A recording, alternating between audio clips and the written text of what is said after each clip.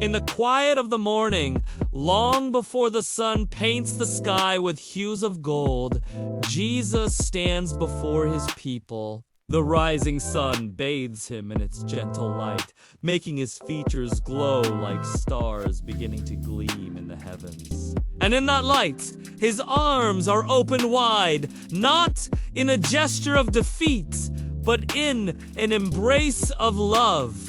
His voice echoes with the tenderness that speaks of endless patience. I have not come, he says, to call the righteous, but sinners to repent and be forgiven. Oh, how his words pierce the darkness of our souls, reminding us that we are not defined by our past, but by the love that he first showed us.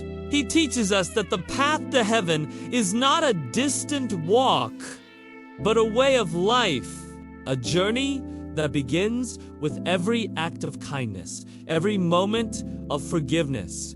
For only when we love one another, when we forgive those who trespass against us and show mercy to those who stumble, only then do we truly walk in his footsteps. The world may be filled with trials and the shadows of fear, but God's light shines brighter, guiding our steps, illuminating the path.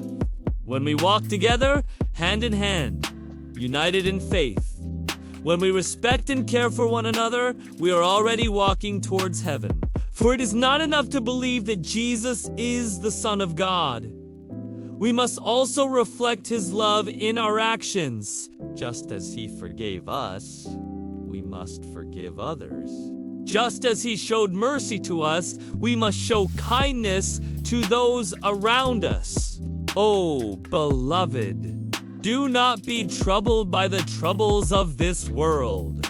Do not let your hearts be weighed down by the cares of daily living. For the kingdom of God is not a distant promise, but a present reality. It is a garden of love, watered by forgiveness, where the flowers of kindness bloom and the fruit of faith grows sweet.